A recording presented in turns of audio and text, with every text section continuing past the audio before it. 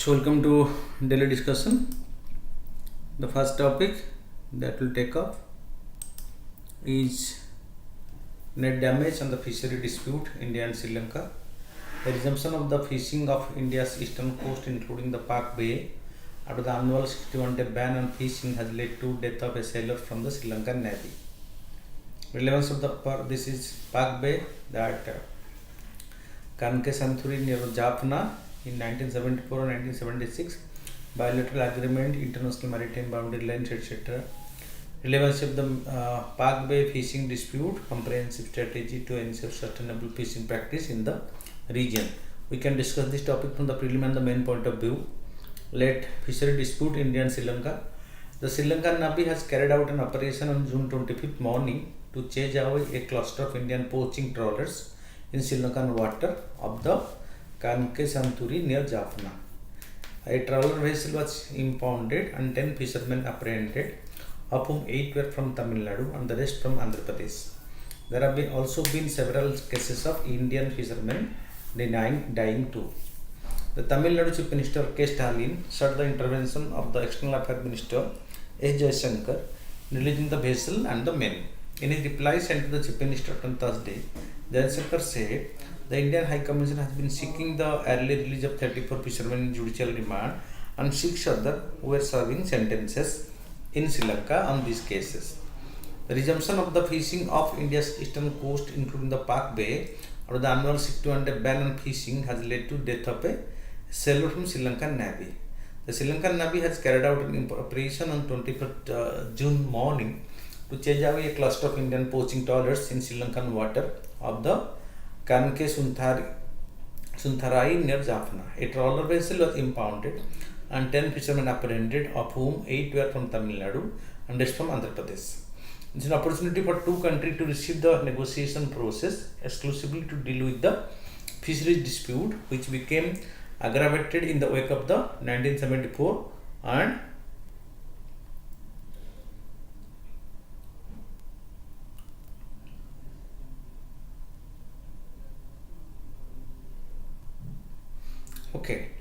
this is an opportunity for the two countries to revive the negotiation process exclusively to deal with the fishery dispute, which became aggravated in the wake of the 1974 and 76 bilateral agreement to demarcate their maritime boundary lines. Mr. Stalin has done well to remind Mr. Jaishankar to convey a meeting of the Joint Working Group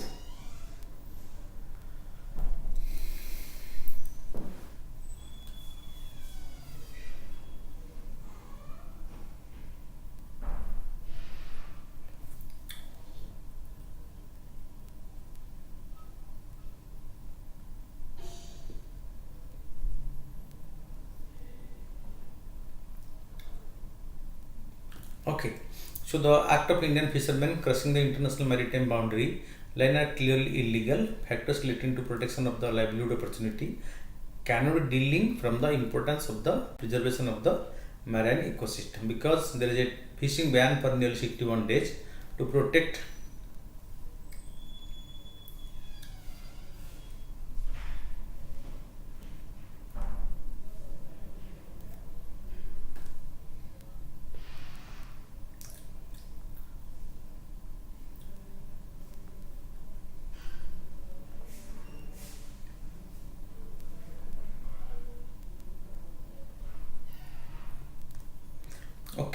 a gradual replacement of the bottom trawler being used by the Tamil Nadu fishermen is a must, but the fisher folk require time to prepare for diversification, deep sea fishing, marine cage framing, seaweed cultivation and processing, and sea ranching. The experience of the deep sea fishing project being executed by the Union and Tamil Nadu government are clear enough to conclude that it is a failure. That means, so many approach of the government have not been able to achieve any tangible results. After nearly 7 years of implementation, only 61 deep sea fishing vessels have been handed over to beneficiary, with 19 more under construction.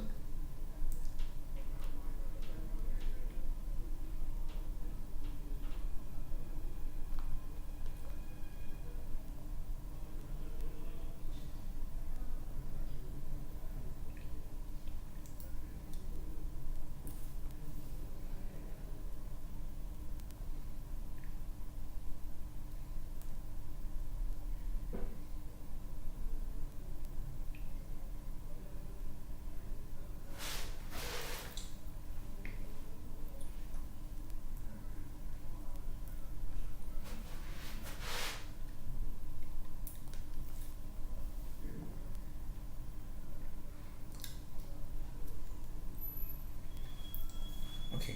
So after nearly 7 years of implementation, only 61 deep sea fishing vessels have been handed over to the beneficiary, with 19 more under construction. It will be thoughtful if the Union government clubs the project with an all India program. The unit cost of a deep sea fishing vessel is 40 lakhs higher, at least to get a better response even at this stage. A unit cost of a deep sea fishing vessel under the central state project is 80 lakhs. New Delhi and Colombo can devise additional schemes to help the northern provinces fishermen even more. But what is more important is that the two countries, representative of the fishing community, the official from Tamil Nadu and northern province of Sri Lanka,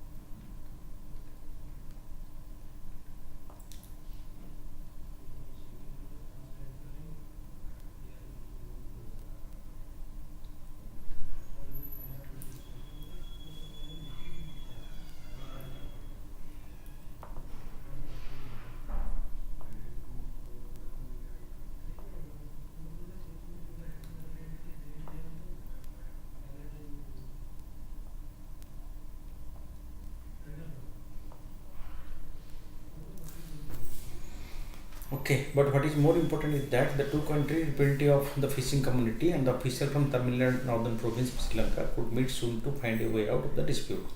To resolve the fishery dispute, India and Sri Lanka must revive negotiations, protect livelihoods, and promote sustainable practices while ensuring cooperation among all stakeholders. Then next topic, it is time for India to reclaim its voice on Tibet, the India-Tibet issue, India-China issue, and the over the issue of Tibet. So the timing of this visit by the delegation of US lawmaker to Dharmshala made it clear what it should be avoided. Tibet-China dispute, Dalai Lama, line of actual control, etc. are prelim point of view. Indian policy on Tibet, India's evolving stance on the Tibetan issue. This is in the reference in the main point of view. So let's go to the detail. The delegation arrived.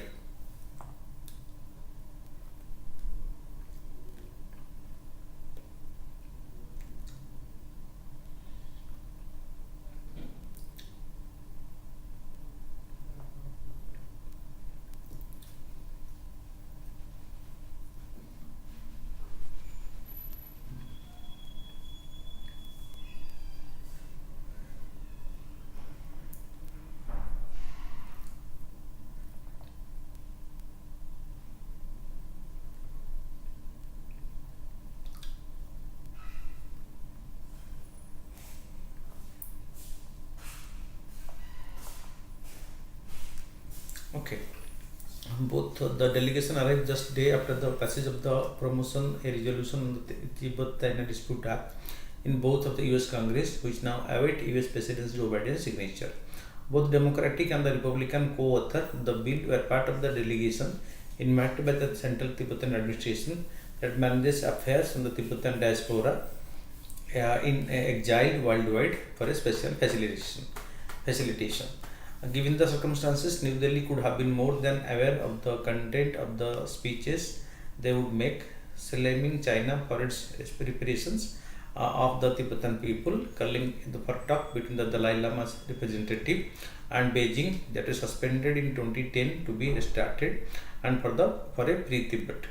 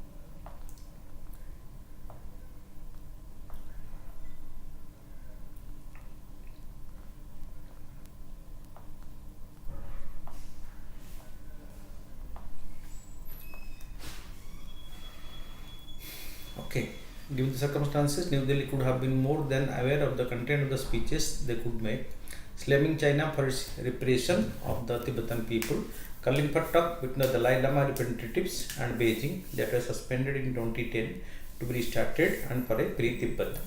This bill is a message to the Chinese government that we have clarity in our thinking on this issue for the freedom of Tibet, said former House Speaker Nancy Pelosi. The Dalai Lama's legacy will live forever, but if the president of China will be gone and no one will give you credit for anything. That is the comment given by Nancy Pelosi, the former House Speaker of US Congress. Wellness and strength. While the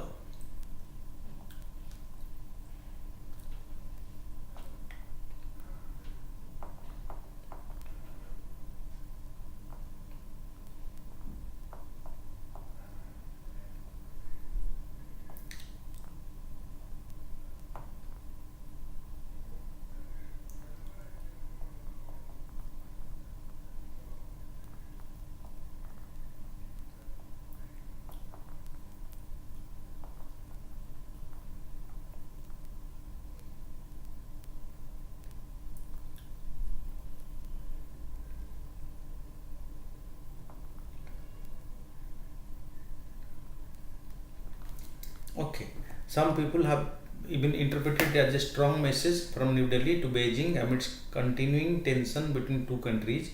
The resolution to the line of actual control military standoff eludes them since the deadly 2022 by the Galwan issue.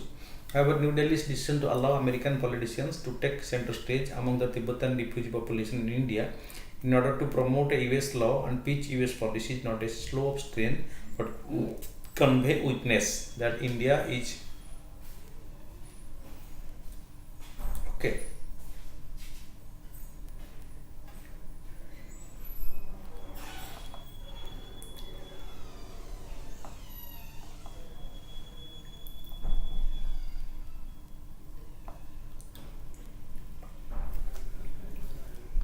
So it also denotes the danger of letting a carefully calibrated foreign policy narrative on Tibet spin out of its control.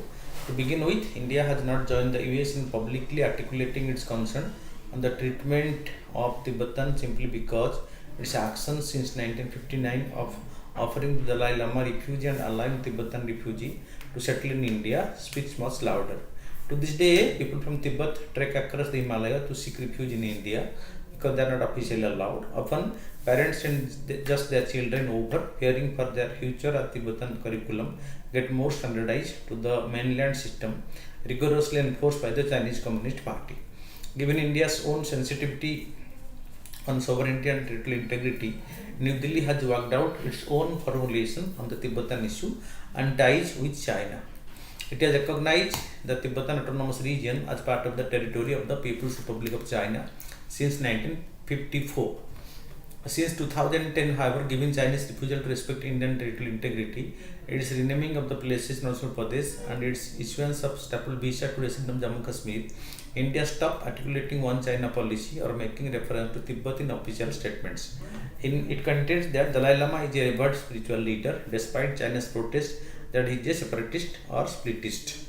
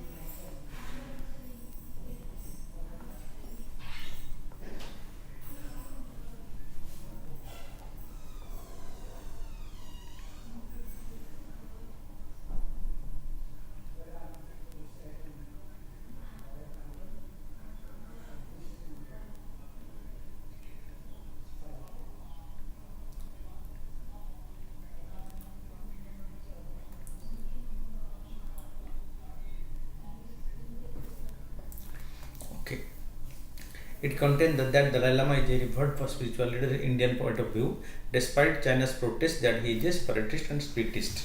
China projects Dalai Lama as a separatist because since the Great Tibetan Uprising of 1959, Dalai Lama left China and India has granted him political asylum. India also does not officially recognize the Tibetan government in exile or parliament in exile as more than organizing mechanism for the Tibetan people based here in Dharmasala in Himachal Pradesh and abroad. Even though Prime Minister Narendra Modi invited the Tibetan strong elected leader to his hearing ceremony in 2014, he did not do so in 2019 or this month.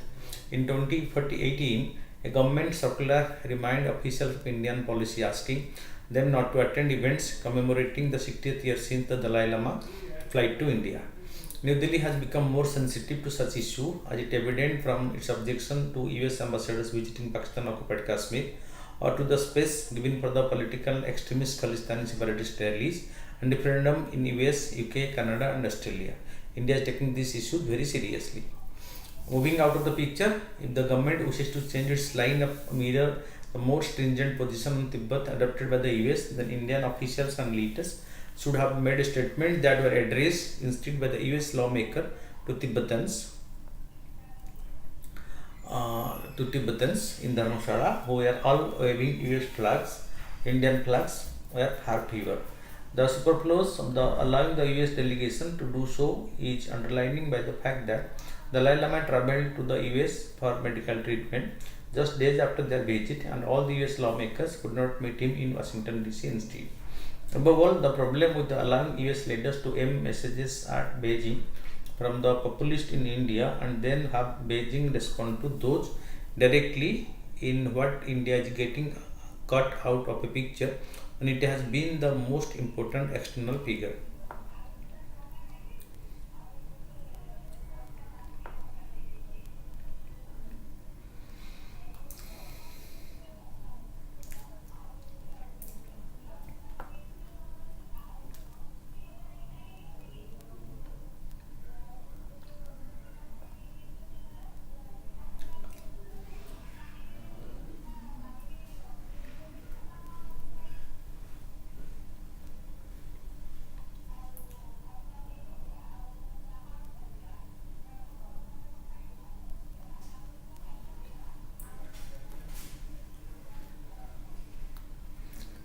Above all, the problem with allowing the US leader to aim message at Beijing from a pulpit in India and then have Beijing respond to those directly, that India is getting cut out of a picture where it has been the most important external feature.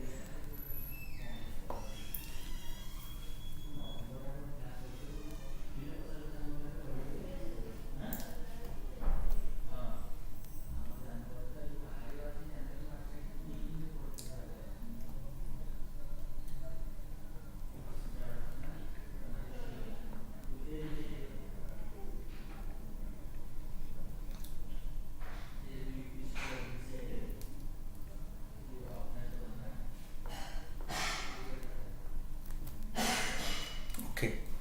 Well, the problem with allowing the US leaders to aim message at Beijing from a pulpit in India and then have Beijing respond to those directly, that India is getting cut out of a picture where it has been the most important external figure. This is not unlike its predicament in other parts of South Asia, including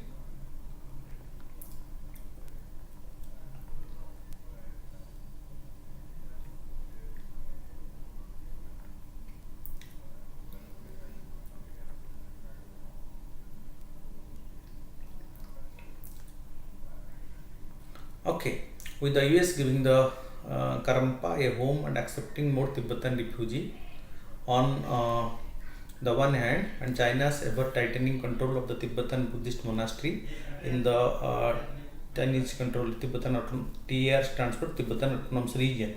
On the other, India must consider the future of its own policy, especially with regard to the question of the Dalai Lama's successor.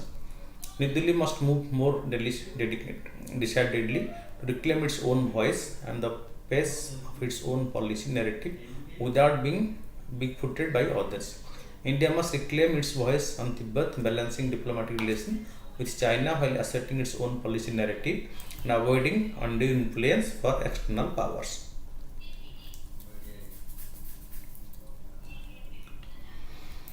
Then about the MSME. So MSME, the GDP, contribution to GDP, greenhouse gas, environment, social and governance framework, national guidelines for responsible business conduct, etc. Then for main Indian economy and the issue relating to planning, mobilization resources, growth, development, employment, etc. Then the article highlights the UN General Assembly has designated June 27th MSME Enterprise Day to raise awareness of the tremendous contribution of the MSME, micro, small, medium enterprises, the achievement of the sustainable development goals. So, criteria: existing and revised definition of MSME, existing MSME classification criteria, investment in plant and machinery or equipment, classification micro, medium, and micro, small, and medium, investment less than 25 lakhs, investment less than 5 crores, investment less than 10 crore, service so 10 lakhs, 2 crore, and 5 crore. Then revised is, so it is 1 crore, it is 10 crore less than 10 crore, this is less than 20 crore. And in the service area, turnover less than 5 crore, turnover more than less than 50 crore, and turnover less than 100 crore is called the micro, small, and medium respectively. So MSME stands for micro, small, medium enterprises. MSME are business that produce, process, and preserve goods and commodities. They are broadly classified based on their investment in plant and machinery for manufacturing or equipment for service enterprises, as well as their annual turnover. MSME regulation in India in 2007, the Ministry of Small Scale Industries and the Ministry of Agro and Rural Industries merged to form the Ministry of Micro, Small, and Medium Enterprises. Contribution of MSME. MSME accounts for 90% of the business, 60% to 70% of employment, and 50% of the GDP. MSME have emerged as one of the fastest growing sectors. It accounts for about 30% of India's GDP, employ 110 million workers, have 49% share in exports. In India, 96% of the industrial units belonging to small companies. The sector accounts for 38.4% of the total manufacturing output.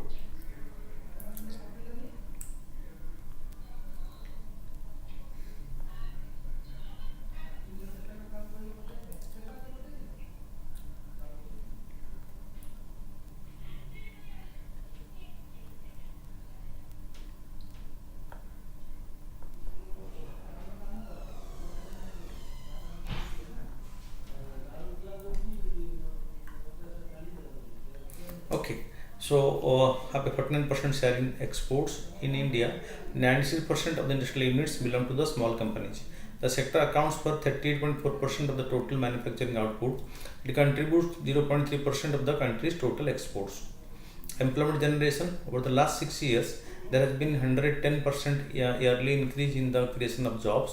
The Udyam portal, approximately 28 crore MSME registered industry employed 9.31 crore people, including 2.18 crore women employee work in the MSME sector. Challenges: limited access,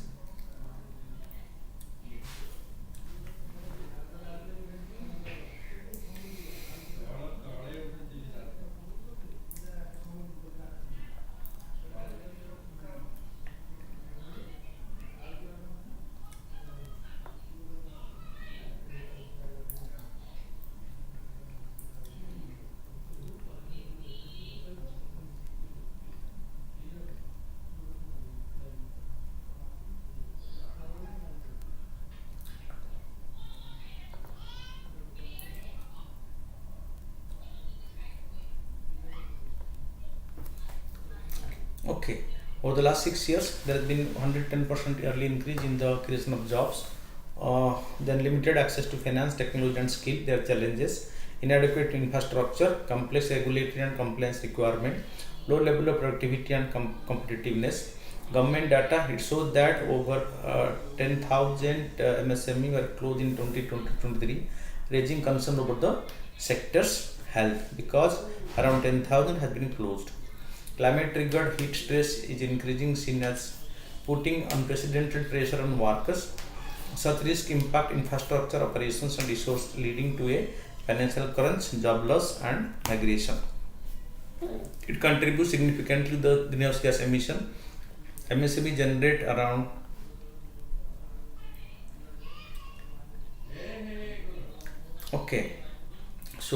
such risk impact infrastructure, operation and resource, leading to a financial crunch, job loss and migration.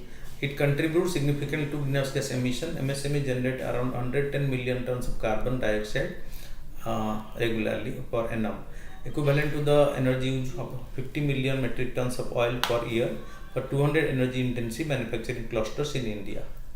First step need to be taken to overcome challenges. Sustainable and responsible business practice should be the pathway for MSME. Adopting the environment, social and governance framework can be a start for the sector, along with the 9 principles of national guideline for responsible business conduct by the Ministry of Corporate Affairs. The business responsibility and sustainability report by SEBI for 100 listed company is derived from the NGRBC, organize business practices in alignment with the principle step by step and get the future rating. Adopting sustainability is important for meeting stakeholders expectations, reducing cost and increasing efficiency, enhancing brand reputation, higher business value and impact on environment and the society. Decode the ESG framework and the NGRBC guidelines. The ESG framework laid down key aspects around the MSME, can address issues like energy, waste, carbon emission and factors related to the environment in the supply chain. Ensure good labor practices, minimum wages, decent working conditions for workers and the safety of women.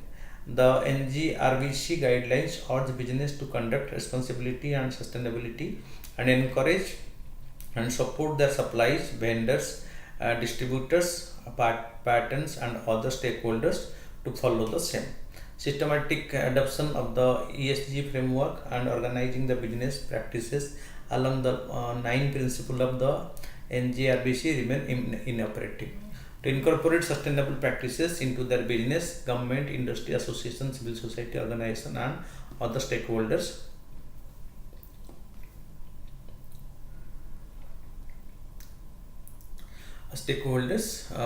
can play an active role in raising awareness, sharing best practices and providing training and resources. Providing incentive to MSME through financial and non-financial ways can be an effective way to encourage them to adopt sustainability. Government and investors can offer financial incentives such as tax benefits, subsidies, grants and low interest loans so that MSME can adopt sustainable practices or invest in sustainable technology. The CDB's program Greening MSME provides financial assistance with a maximum limit of 20 crore to the MSME to implement energy efficient and environmentally sustainable technologies. Non-financial incentives such as recognition and awards can also motivate MSME to adopt sustainable practices. MSME are part of larger supply chain.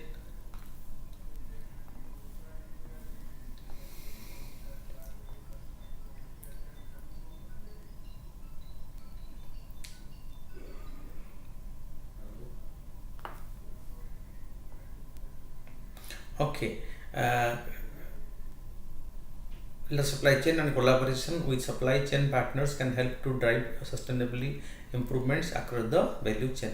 Large companies can play a role in supporting MSME to adopt sustainable practices such as providing training, technological assistance and access to financing. The CII program Green Co-Rating System encourages sustainability improvements access across the value chain by rating companies based on their environmental performance.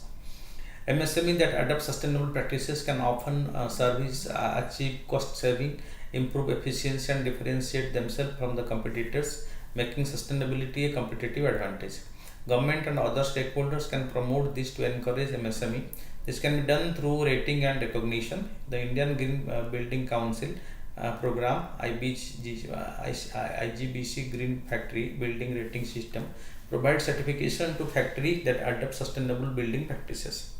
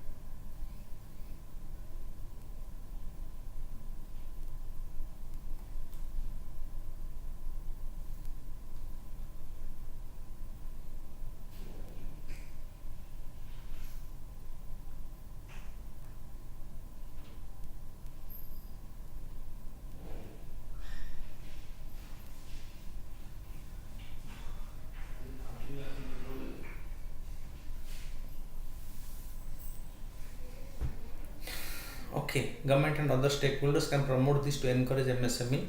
This can be done through rating and recognition. The Indian Green Building Council program IGBC Green Factory Building Rating System provides certification to factories that adopt sustainable building practices. This can differentiate those factories from competitors and help them attract customers and investors who prioritize sustainability. India needs the anchor of a national security strategy. So this is a prelim point of view. Article highlights Chief of Defence Staff. The absence of a written national security strategy does not mean that the country does not have one, because we have the CDS post, and CDS is the coordinating agency in the Indian defence system. So document that outlines the country. So what is this national security strategy? It is a document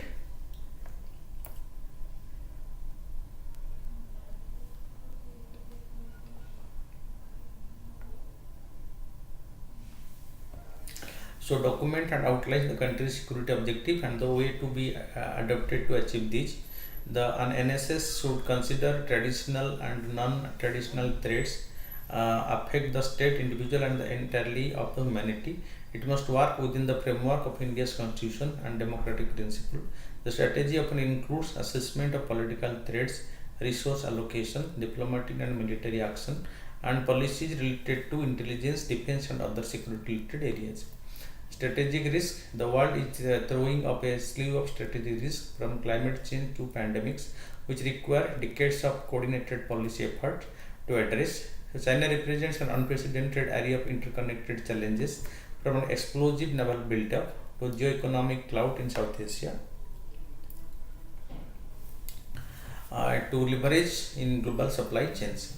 Distant conflicts from Ukraine to Gaza are revealing new technologies and tactics of war that will invariably spread to India's neighborhood. Benefit of the NSS National Security Strategy.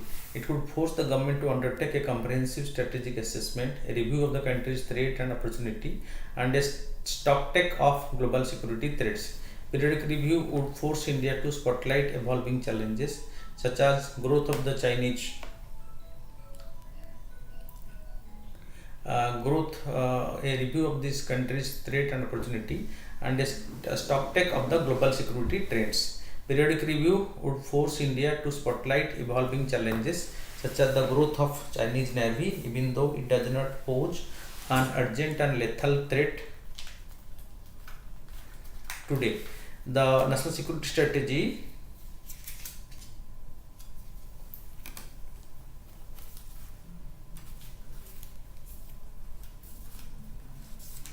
okay.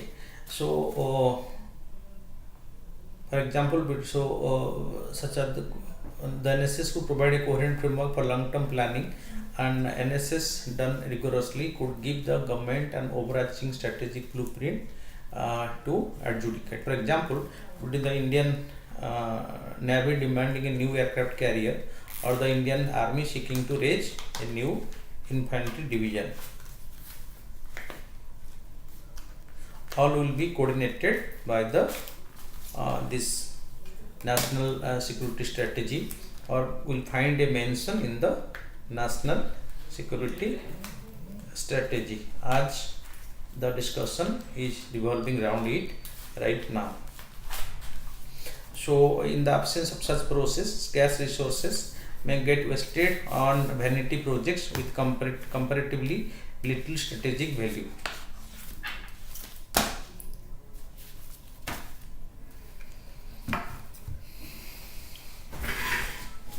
So the national security strategy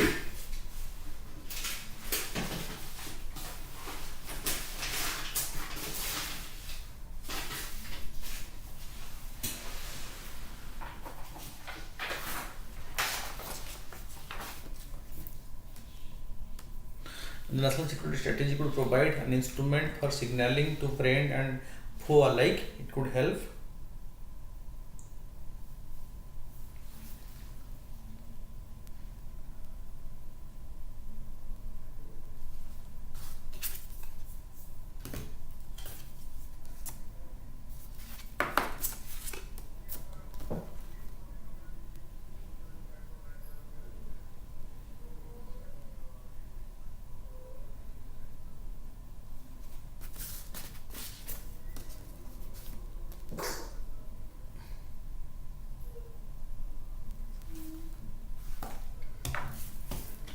Okay, so it would help to clarify India's strategic intent. For example, India takes seriously its role as a net security provider in the Indian Ocean region, because India is always interested to make Indian Ocean a zone of peace and a security provider.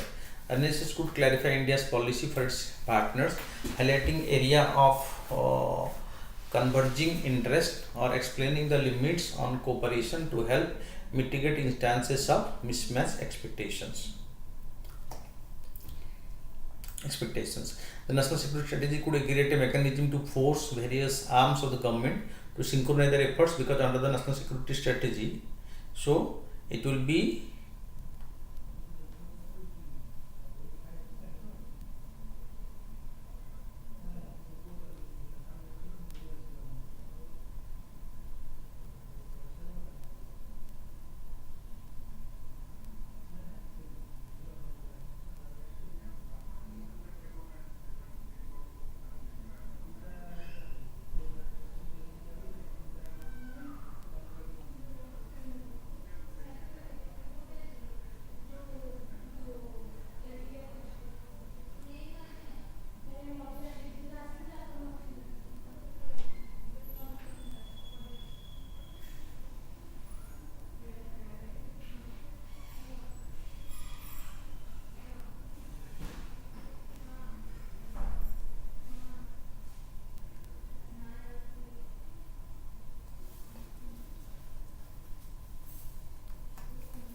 okay.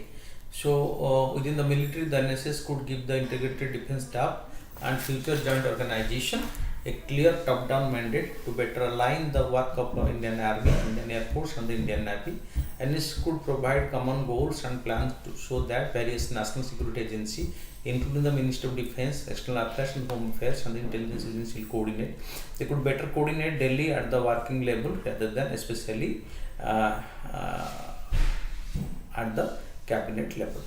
So consider national security holistically. From first principle, India could not consider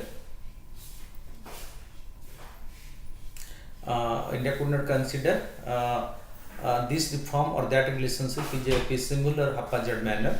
It could risk wasting scarce resources and undermining national goals. India should instead commit to a new rubric for making these decisions.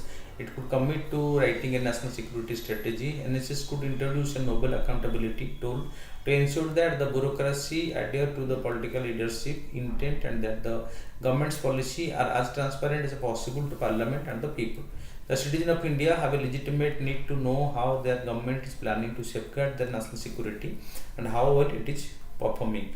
This need to be also strengthened to the national security strategy. A full effective strategy should be a public document issued with the imprimatur of the Prime Minister. It will synchronize efforts widely across government and credibly signal the government's political intent throughout the country and the world. A strong national security strategy could not automatically resolve conflict between various arms of the government. It should at least identify trade-offs and opportunity costs so that political leaders can make rational decisions for long-term growth. The national security strategy could offer the intellectual scaffolding that is absolutely necessary for India to become one of the world's leading power. Okay, it's time we stop inviting migrant workers. Next topic. So about the migrant workers article. 40 Indian migrants worked in Kuwait died in a fire in the 6-story building where they live.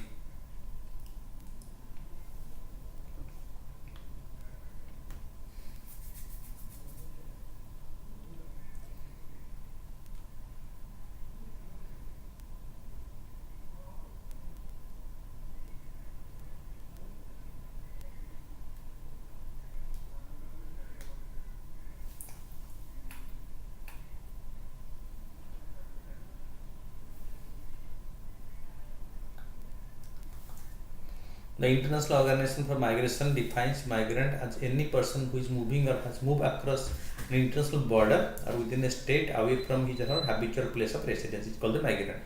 Examining the migration shift in scale, direction, demography, and frequency can lead to effective policies, programs, and operational response on the ground.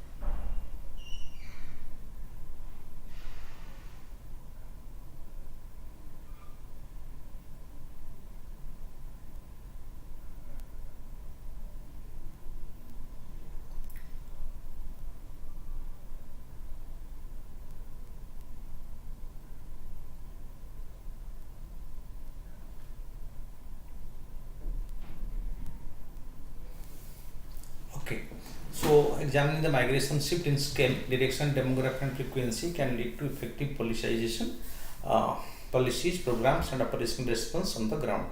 Women, especially working age, comprise a greater share of the migrant pool at present. Factors determining migration: it can be either voluntary or forced movement as a consequence of the increased magnitude of frequency of distress, disasters, economic challenges, and extreme poverty or conflict situations. COVID-19 pandemic is also one of the major cause of migration. Push and pull factor of migration. Push factor are those that compel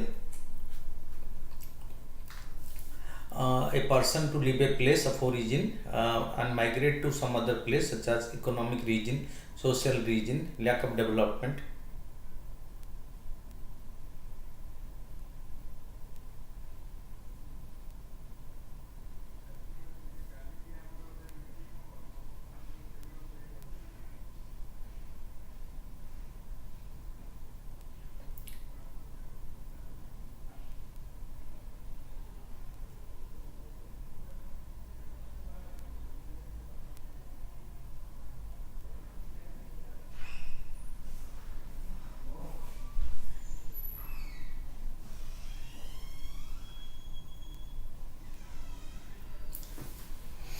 Okay, the pull factor in detail: the factors which attract migrants in migration to an area. such as job opportunities. So better job opportunity, better living conditions, available basic high level facility like medical, roads, education institutions, recreation facility. Okay, so these will definitely influential factor in migration. Example of recent event depicting harsh conditions of worker in the Gulf. The Football World Cup in Qatar, there were several news reports about rising migrant death, harsh working conditions and severe violation of the human rights. Dubai Expo, we saw the massive involvement of migrant workers to ensure the rapid development of infrastructure. COVID-19 pandemic, the Minister of Health in Saudi Arabia reported that migrants constitute 75% of the total people who tested positive for the virus. Reason for such incidents: chronic indifference towards addressing migrant rights, safety and working conditions in the destination countries. The Kerala Migration Survey 2023 it estimates that 2 million people from the state have migrated, with around 80% them residing in the Gulf Cooperation Council countries. The majority of these migrants work in the unorganized sector such as construction sites and factories, where they were face dangerous working conditions. Migrants in Gulf country do not have the option of permanent residency.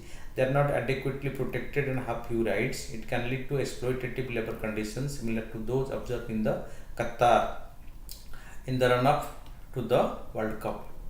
So the lack of data on migrants both at the origin and destination countries.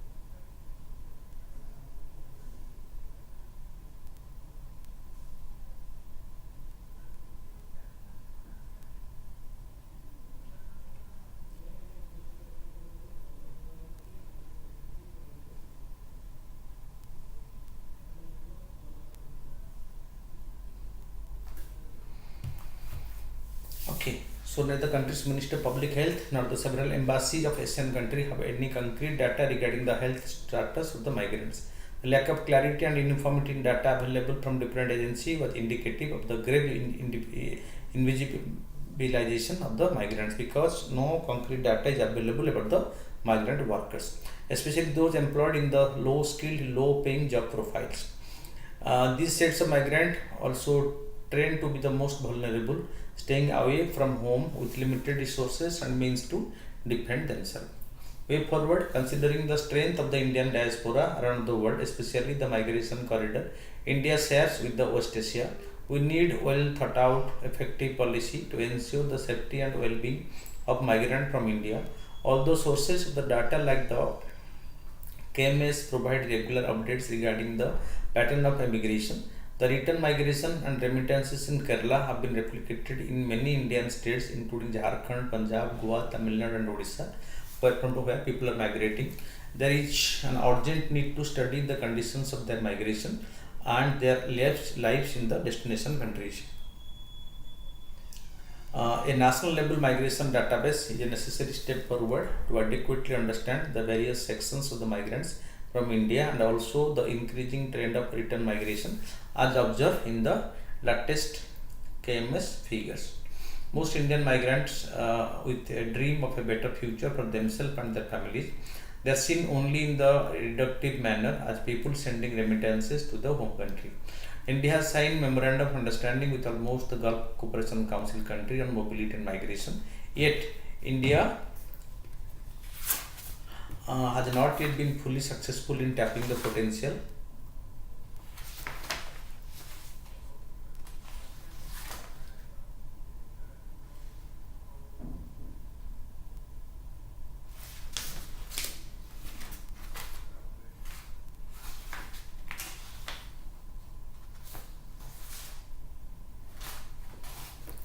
Okay, So to ensure the well-being of the people in the destination country, India needs to be known as the country with the most efficient infrastructure and ensuring safe migration and life at the destination for migrants, not just the highest migrant sending country that receive the most or highest amount of remittance, because India is the country which receives largest amount of uh, remittance in the world, and it is in the record.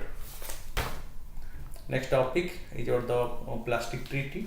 Current event of national that interventions importance, international importance, plastic, microplastic, intergovernmental negotiations committee, extended producer responsibility.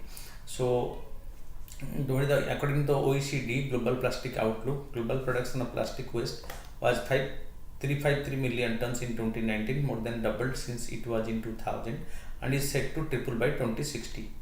A group of materials, either synthetic or naturally occurring, that may be shaped when soft and then hardened to restrain the given shape. Plastics are polymers. A polymer is a substance made of many repeating units. Plastics can be divided into two general categories.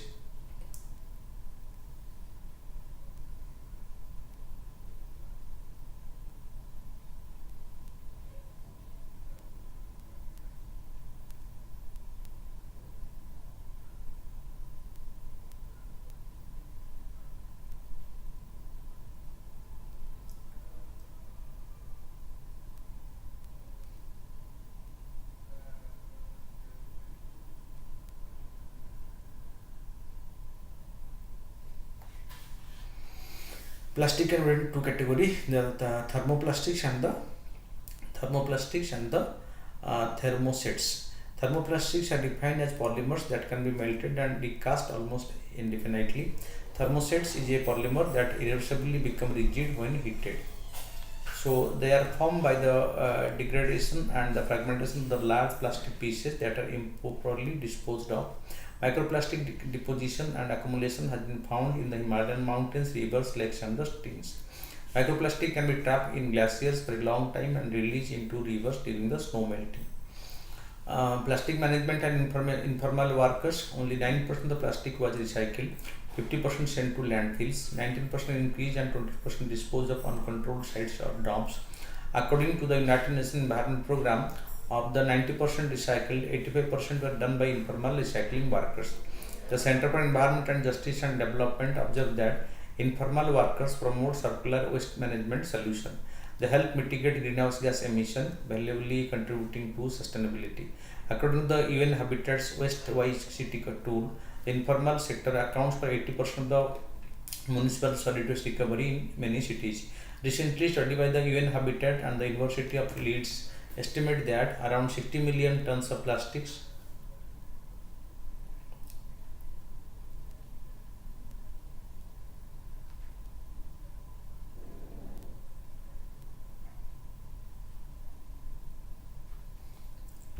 okay 60% million tons of plastics from municipal solid waste pollute the environment, including the water bodies. Due to inadequate collection services and mismanagement of the solid waste, the recent Live on One Behind report strategy to reduce plastic pollution often neglected to effectively involve the recovery and recapacities, skills and knowledge of the IWRS. This oversight worsens livelihood vulnerability and undermines existing informal recovery system. But the challenges: these workers are often overlooked and remain highly vulnerable plastic value chains. They face risks such as increasing privatization of the waste management, waste to energy or incineration projects, exclusion through other public policy intervention in plastic waste management in the terms of extended producer responsibility. The Global Plastic Treaty, it is a significant attempt to establish a legally binding agreement aimed to reducing the eliminating plastic pollution. Establishing an intergovernmental negotiation committee was made in 2021 during the 5th UN Environment Assembly in Nairobi, Kenya. An ad hoc open-ended working group meeting in Dakar, Senegal in 2002 mid. Subsequent meeting in Uruguay, Paris and Nairobi. 4th INC, 4th in Canada in April. The file in that International Plastic Treaty 5 meeting of the in South Korea. There will be active participation from the International Alliance of Waste Pickers. The IAWP participant of the UNEP plastic treaty process emphasizes the importance of supporting and formalizing the integration of the informal waste pickers into discussions on addressing plastics. It advocates including waste pickers, respective and solutions at every stage of the policy and law implementation. These measures aims to acknowledge waste pickers' historical contribution, protect their rights, and promote effective and sustainable plastic management practices. So, as a key representative of the global south, India promotes an approach that enhances their repair, reuse, refill, and recycling without necessarily eliminating the use of plastic altogether. Because in a country like India, we just cannot overrule the use of plastics. India has stressed the importance of adopting country-specific circumstances and capacities. India's informal waste pickers, who are indispensable, remain central to the discussion. We need to rethink the formulation of the extended norms and raise questions how to integrate this formal worker code into the new legal framework. At the final round of negotiation for the global plastic treaty approaches, the INC5 incorporating informal workers' perspective and ensuring their livelihood are protected. The treaty can embody social justice and equity principles while leaving no one and no place behind, because plastic is the present civilization's major requirement. No country can live without plastics, but we are worried about the plastic pollution and we should take steps to check it. So thank you for watching. Keep watching regular to update yourself.